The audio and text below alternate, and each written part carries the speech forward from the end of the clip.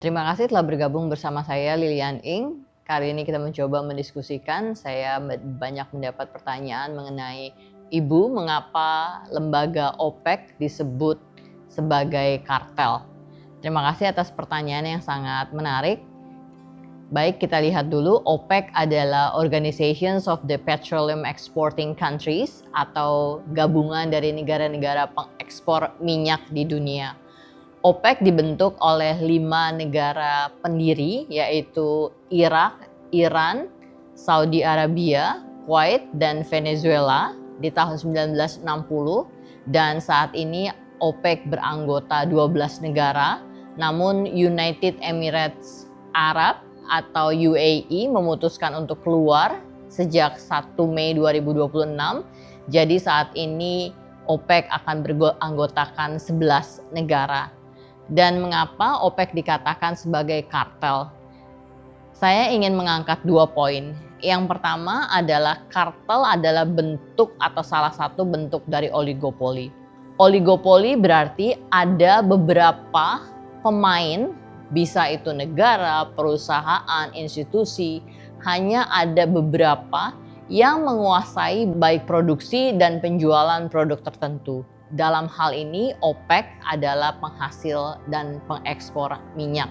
Jadi kartel adalah salah satu bentuk dari oligopoli di mana negara-negara menghasilkan minyak dan juga pengekspor minyak.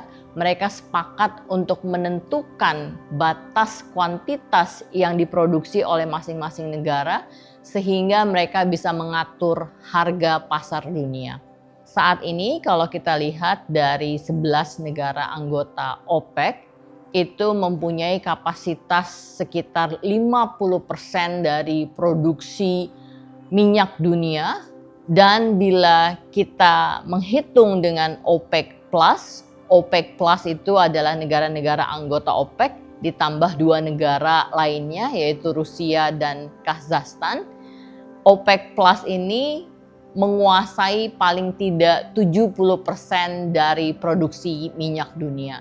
Jadi dapat dibayangkan betapa besar peranan negara-negara yang tergabung dalam OPEC dan OPEC Plus, dan mereka sepakat akan kuantitas yang mereka produksi dan ekspor sehingga mereka secara tidak langsung dapat mengatur harga minyak dunia. Dan poin kedua adalah bagaimana dampak kartel OPEC ini terhadap perekonomian dunia. Dampak positifnya adalah memberikan stabilitas harga dan itu memastikan investasi jangka panjang. Karena investasi dalam perminyakan butuh permodalan yang sangat besar dan investor butuh kepastian akan harga dan bisa menghitung return on investment. Dan dampak buruknya tentu saja harga cenderung ditentukan oleh para produsen dan pengekspor minyak yang tergabung dalam kartel, dan itu bisa mengakibatkan inefisiensi dan rent seeking dan akan mengakibatkan kecenderungan harga yang lebih tinggi pada jangka panjang